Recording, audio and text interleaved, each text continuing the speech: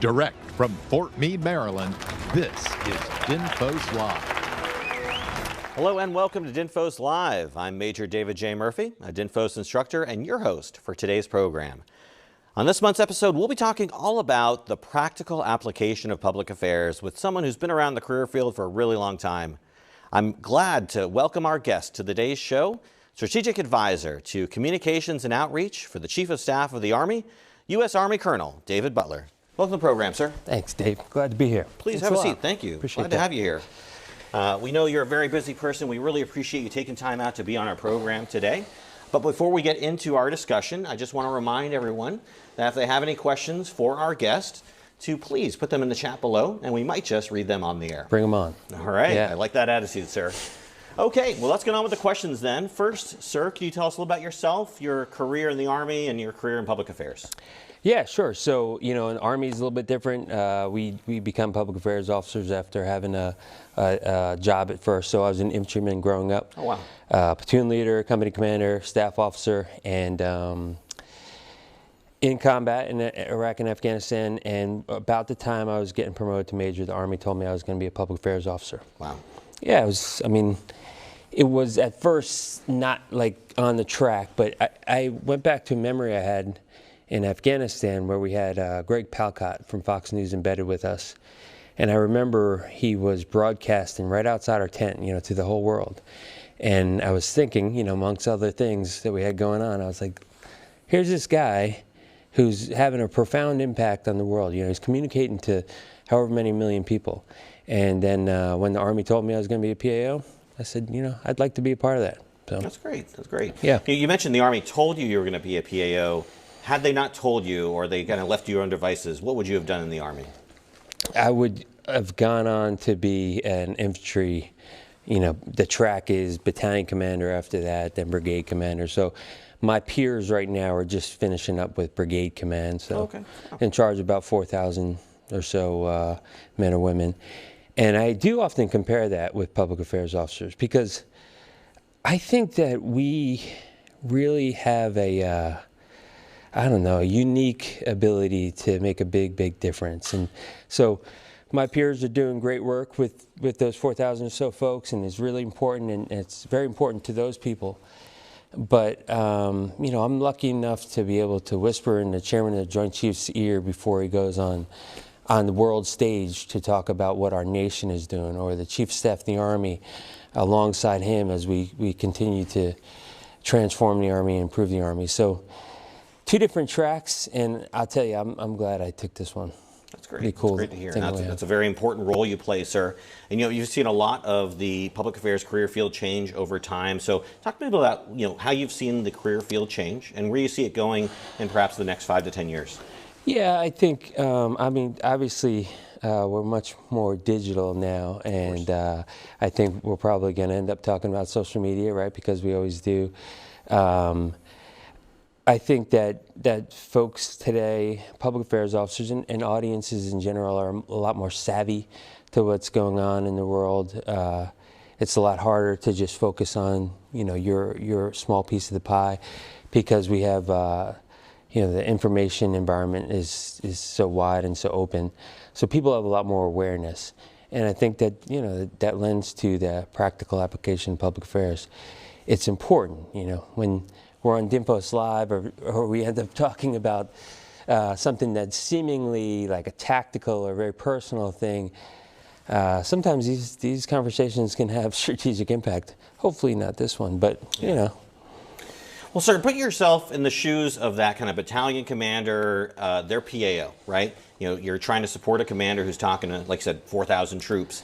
What are some kind of best skills, best practices that PA pros can leverage to help support that commander trying to achieve their effects? Yeah, so first is, and we often get this wrong, we as in military leaders, but also public affairs officers, first is everything's got to be tied to a purpose, right? So you shouldn't ever communicate just to communicate. You don't tweet just to send information out, or you don't give a speech or talk to your troops without having a goal in mind. And starting with the end in mind, starting with a purpose, or we say sometimes, write the headline first. That really crystallizes what you're going to say and how you're going to say it, and really who you're going to say it to. So that would be the main coaching I would give. Start with a purpose and then go after that purpose. But in terms of internal communication, there's so many different venues and ways to communicate to your force internally. A lot of people default to the need to do social media and Facebook groups and stuff, and I think interpersonal communication is probably the better way. Absolutely, yeah. The Air Force actually does a survey amongst their troops, amongst the entire Air Force, called Where Airmen and Guardians Get Their Information, and it's really surprising to see just how our troops want to be communicated toward. Actually, that kind of leads into a question that we received before the show. So, as you may know, we put this notification out to the wider audience to say, hey, let us know your questions. And we actually got a question via email from Mike D, who asks that the Defense Business Board released a report on communicating in large organizations. Can you give us your experience with internal communications? What's worked for you? And also, have you read the report? So, what's your take on it, if you have? That's not Mike D from the Beastie Boys, right? That's just, No. Okay. Well, we don't know. Maybe it could be. I know, but yeah, it would be neat if it was, wouldn't it? It would be very cool. I don't know if he's still alive. I assume he is. Anyway, I haven't read the report. It sounds like a report I'd want to read, actually. It's actually a pretty neat document. I recommend it. Cool. So internal communications is really fun, I think. It comes down to the basic blocking and tackling to put out, and I've been very fortunate to have been part of some really great organizations with good teams and good staffs. And if you think about the impact you can have of putting out a weekly one-page newsletter with a very simple story about somebody in your organization that did something well, or that's been a part of the organization for a long time, that the impact that you can have with just that simple thing goes a really, really long way. And I remember those things fondly. Also, put in your mass communication specialists to use internally, the photos, the videos, with an internal focus, not always just thinking about what you're going to put out to the public. That can go a long way. And I'm not talking about cake cutting ceremonies. I'm talking about candid depictions of what your organization's mission is. Yeah, absolutely. That honesty and integrity, right, coming from the unscripted moments, right? That's right. Yep. We actually have a little bit of a debate going on and a kind of question about this, and I want to get your take on it, sir. So obviously, when we teach public affairs at the schoolhouse, there's three basic strategies that we teach, right? There's command information, community relations, and media engagement, right? And so obviously, command information, internal information, that's kind of talking to your troops, right? And communicating internally. But the spouses of service members, if you were communicating with them and you want to align them with a strategy, would that be a command information strategy because they're they're related to the spouse, or would that be community engagement because you're talking to civilians primarily? How would you relate that? That's funny. I think that's internal communications, and it's a difficult population to reach, actually. Yeah, absolutely. And reach in an authentic way, and some of the stuff that we talked about. To think that your troop is going to go home and pass the information to their spouse is less than likely. And the spouses who really need it, the spouses who are disconnected from the organization, it's even less likely that their trooper is going to pass that information. So you've got to find unique and novel ways to do it. But I think the best ways are at the lower levels, at what, in the Army we would say company level or below, where you have a little bit more personal connection. Does a brigade commander or a wing commander need to be talking to spouses? Not on the regular, probably. Yeah, absolutely. So we've seen our career field kind of evolve and advance over time within the Department of Defense, and specifically within operations in the information environment. We've seen public affairs, really kind of being treated as this information force that's vital toward the commander achieving their effects. So from your perspective, sir, how do we best support other information forces, and how do we get other information forces to support us? How have you seen success there? Well, you've got to, when you say other information forces, you mean like partner partner militaries? Or? CivMil, MISO, Civil Affairs, Yeah. those type of organizations. Right. Well, first you've got to find Intel. them. Yeah, that's actually a good and difficult example. First, you've got to find them and have relationships with them. I come from the special operations community, and I learned a lot about building out networks. And in that case, it was, for targeting terrorists. But in this case, you have to develop a network of communicators and a network of people who are going to communicate on your behalf or need to be communicated to. And once you do that, and you're willing to get away from the email and like have face-to-face conversations or on the phone conversations, you find that most of the time your network can really double and triple your ability to communicate. And so I would say that. Some personal experiences in Afghanistan, if you want me to go on forever. When we got there, it was the Americans weren't communicating that much with the Afghan population. We saw some difficulty with the Afghans doing it, and we saw some need for them to hear an American voice, or at least a NATO voice. And so we just started calling reporters, Afghan reporters, and we started having them in for a cup of tea. We would drive out and all around Kabul and all around Afghanistan actually to go meet with these folks, and then we'd have little WhatsApp groups, and anytime we needed to communicate something, then we'd sling it to a variety of folks in kind of a personal way. And that just took off. It was just like we had so many people communicating. I say on our behalf, it sounds like influence, it is influence, but it's just also information, getting it out there. Yeah. And so the network's really important. Oh, absolutely, 100%. Can you talk to me about what was your biggest communication win that you've had in your career, where you put in implementation and you had great effects out of it? Yeah, great effects. That's a good way to think about it, right? Because we're purpose-driven. Well, I'll just go back to one. We had this newsletter. I'll talk about this newsletter forever, right?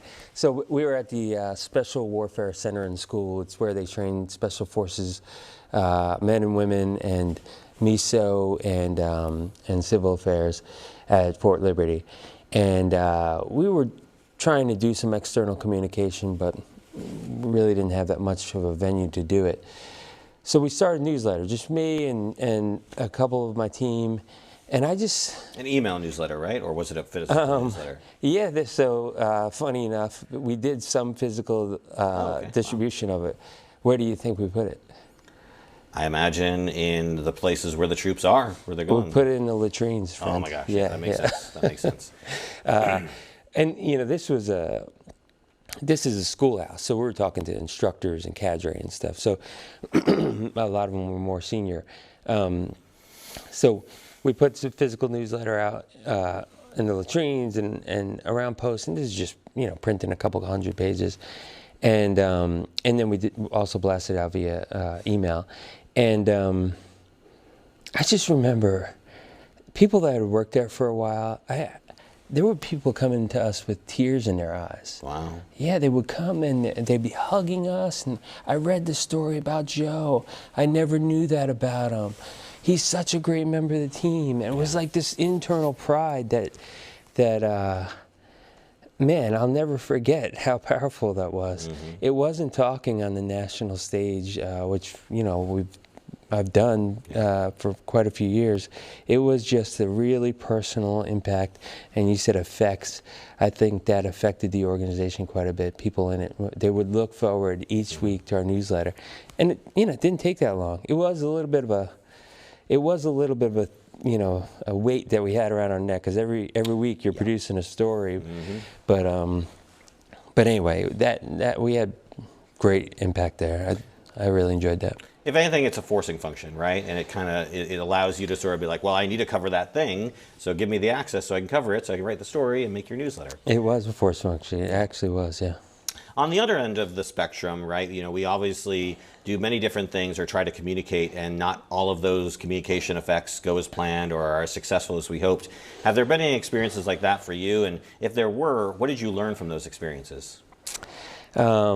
Yeah, so you'll remember that I worked for General Milley for 3 years when he was the chairman of the Joint Chiefs. Absolutely. And you know, we went through some wild times. That was Indeed. a difficult Yes, time sir. in our nation, and General Milley was often, you know, the one uniformed person in several rooms with all of our political leadership. And I missed the ball on this one thing. So he's testifying in front of Congress, and one of the members of Congress kind of went after him and the Secretary of Defense for like, you know, something about being woke, or a class they were teaching at West Point, and General Milley kind of launched off, you know, pretty aggressively, and talked about, you know, where DEI came from, and it was a pretty big deal. It was actually such a big deal. I've never before been trending on Twitter, not just your algorithm showing you like this is the stuff you want to see. We were trending #3 on all of the world's Twitter. This little clip. It was a really big deal. My phone was obviously blowing up. I mean, people everywhere had some type of response. And what he said, probably at face value, most people would generally agree with, and it was important to a lot of populations in our force to hear that, you know, General Milley's standing up for all different race, colors, and creeds in our force. But I thought that was a great thing at the time. Yeah. I was like, here we go, you know, our chairman speaking up for what's right. Well, it was just a couple weeks later that the narrative really started to shift.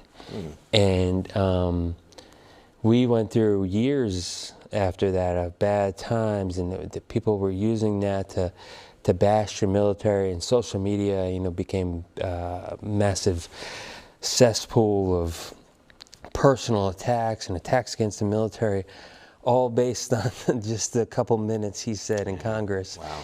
And so as a public affairs officer, I was kind of into the moment. I should have been able to see around the corner a little bit. And if I did, I think I could have tried to maybe steer the attack dogs a little bit to maybe something different. But once it took off, you know, it was out of our hands. Right. Absolutely. We had a life of its own, right? Yeah, yeah. You want another story? Of course, please. So Afghanistan, General Razik, Kandahar police chief, got shot and killed right next to General Miller, the 4-star in Afghanistan. I was right there with him, right? And obviously, if the 4-star, the American 4-star is in a firefight, that's big news. Yeah. So I holstered my weapon and I called Barbara Starr, first person, Barbara Starr, CNN Pentagon correspondent. And I was like, Barb, I want you to know General Miller is alive, the mission continues, but we were in a little bit of a scrap, right? Because I was thinking, I need to focus on kind of the world media right now, and make sure that people don't think Afghanistan's gone completely awry. You know, this was in 2017 or 18. And I did that. Barb ran with it. You know, then I got to communicate with the Pentagon press. It wasn't 2 days later that New York Times reporter called me and said, "Hey, you know that in Afghanistan, most people think Miller, the American, killed Razik, the Afghan?" And of course, I was like, "What are you talking about? That's crazy." And there's the public affairs mantra is like, you don't engage crazy because you're giving it more, you know, gravitas, or you're giving it more, you're fueling the fire, giving it more spotlight. So at first I was like, we're not going to address any of these crazy rumors. Well, it took off, and a large majority of the Afghan population believed that's what happened. Wow. It's conspiracy theory. Yeah. But that was another time when we got caught looking. Yeah. Yeah.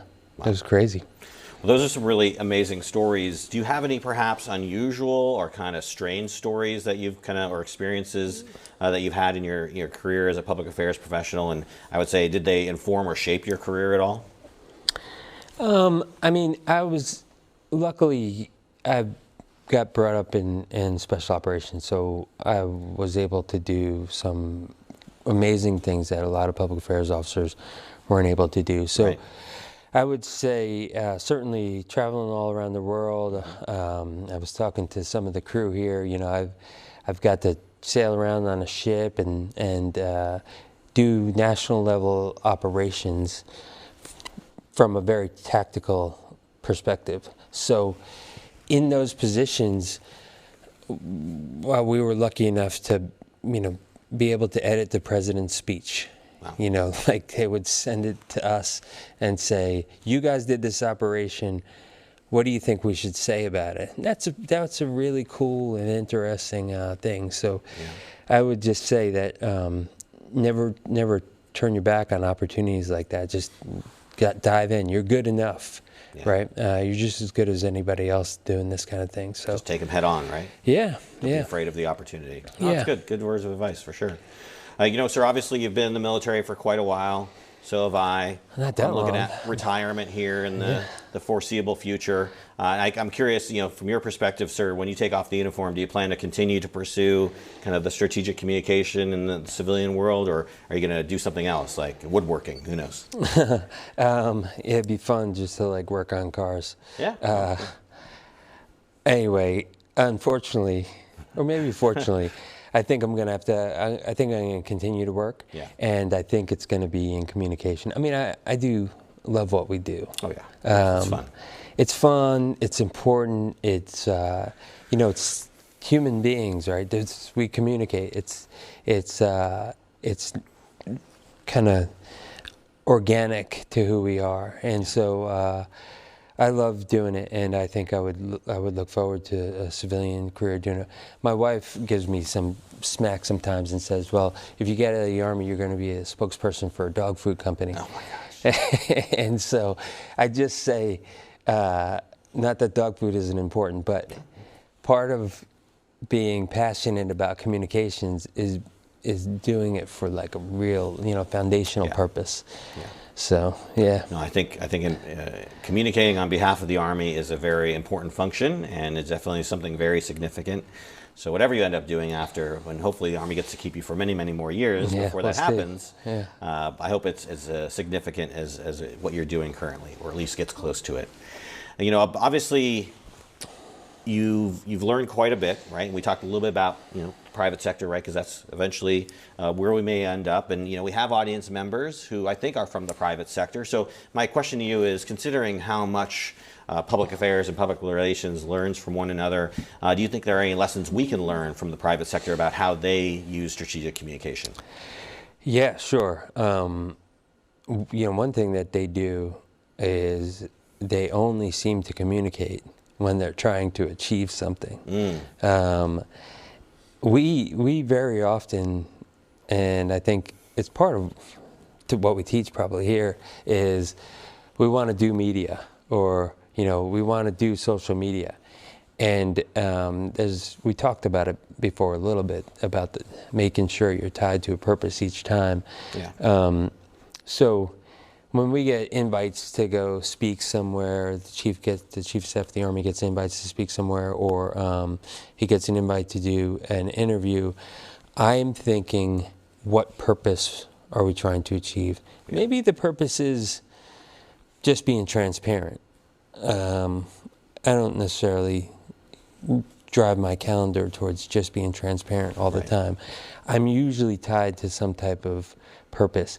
When you look at the civilian world, at least in my experience, they don't go out of their way just to communicate. They have ends and means tied to everything that they do, and that's purpose-driven communication, which I'm a champion of. It's an important thing to keep in mind for sure. Obviously, the future holds many different things, right? And one of those things, and can't escape it, is the advent of artificial intelligence, right? It's accelerating at a extremely fast rate. Yeah. I was watching, this program, and it's showing how it's being integrated at the operating system level on computers and whatnot. And so I'm curious from your perspective, and not in any sort of official DoD capacity, but just generally speaking, what do you think AI means for us as communicators going forward? Yeah, I just start this with, I've had the benefit of communicating with some of the industry leaders on this. I get to hang out with the chief, and he meets a lot of cool people. Absolutely. One of the things that stayed with me and stayed with him is that anyway, I won't name the person, won't name the company, but they said, they invested, I think it was like $200 million Wow. for 2 years with a small number of people. And that got us to basically where ChatGPT is. Okay. And now they're investing like 6 times that with 6 times the amount of people. So if you think of how much AI has taken off, I love ChatGPT, by the way. I use it all the time. That's not an endorsement. No. If you think about how much it's changed just in the past 2 years or even less, right? Yeah. That's going to be exponential about, how much it's going to take off. And so we've got to be ready. I forgot what you asked me, actually. I'll just say that the introduction of deep fakes, what a lot of public affairs people do sounds like AI, ChatGPT. A lot of press releases I read could have been written by a computer. This is one way I use it. If I have to give a talk or a speech or farewell or promotion or something, I write that in ChatGPT and say, give me a speech to promote so and so. Yeah. And they give a speech, and then I'm taken back because it's likely, close to what I would have said. Sure. Then you got to crumple that up. It's on a phone, so you don't do that. But and say, I'm going to say something genuine instead, like something that ChatGPT can't even come up with, right? So you can use it also to challenge yourself, not just to cheat. No, of course. Until you say, be more genuine. Okay, sure. Yeah, that's right. No, I think it's definitely an interesting tool, and we're definitely going to see it be something we have to be mindful of, not only for us as communicators, but I think on the other end, right, our adversaries are going to be using AI tools more and more, if they're not already, to try to affect the information environment. And they are, right? Yeah, they absolutely are. So we definitely need to be ready for that in terms of not only knowing what they're using, but how to counteract it. So I wouldn't be the PAIO I am if I did not ask you if there was anything else you'd like to add before we say goodbye to you. Oh, thanks. That went fast. It did, didn't it?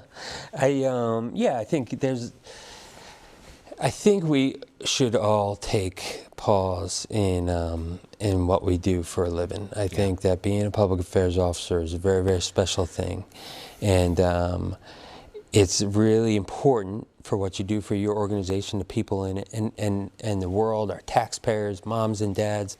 They need to hear from us, and they need to hear it in an accurate and well said way. I'd say 2 months at DINFOS or 10 weeks at DINFOS is not going to prepare you to do that. So you have to study on your own. You have to keep up with the industry. You have to read and know about what's going on around you. And if you do that, this career field is going to be just massively rewarding, and you're going to get to places and go places that you never imagined doing. So I think I would leave our audience with that. I also just want to congratulate you getting out of the Air Force soon. You're retiring. It's coming up, yeah. You've been doing this for a long time, which is a service 3 years. To our community. 3 years, probably 30 episodes or so. Something like that, yeah, congrats, and thanks for what you do for our community, really. Well, it's been an honor to have this platform and ability to communicate with our community and really let them know what it is we're doing here at the schoolhouse, and to try to accelerate the conversation on some of these topics, which I think are very important, not only for the foundational folks who are going through, like the folks going through our qualification course, but really everyone in the career field, as well as those people who might be interested in coming into the career field, or those on the outside in the tertiary and the private sector who might be looking in and trying to learn and glean maybe best practices that the military are doing that they can apply to their own organizations. So again, it's really been an honor to have this opportunity, and I am really excited and hopeful for what this show will be like in the future post me, whenever that might happen. Well done. But thank you, sir. I appreciate that. Well, that's our show for this month. Pretty fast. It flew by, in my opinion. Could have probably spent another 30 minutes talking about all the kind of different topics that are going on in the world today.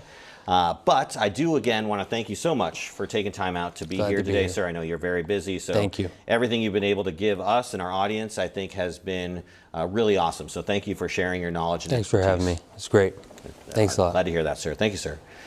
I'd also like to thank all of you for tuning in to our program. I really appreciate your participation and attendance to our show. By the way, if you'd like to hear more from Colonel Butler, as well as many other PA professionals, I highly recommend that you tune into the DINFOS Way podcast. It's our sister podcast over in DINFOS. Colonel Butler actually gave quite a great interview about information warfare on episode 15 of that program, so go check it out. And speaking of podcasts, if you prefer to listen to our show rather than watch it, you can, because it is a podcast. So just go on your podcatcher of choice and search for DINFOS Live, and it'll pop up. So go ahead and like, comment, subscribe, and all that great stuff. By the way, join us next month on November 20th at 2 p.m. Eastern, when we'll be talking to Mrs. Lulu Maservi about crisis communications in the video game industry. So that should be interesting. All right, well, for everyone at the Defense Information School and the Defense Media Activity, I'm Major David J. Murphy, and we'll see you all next month. Bye, everybody.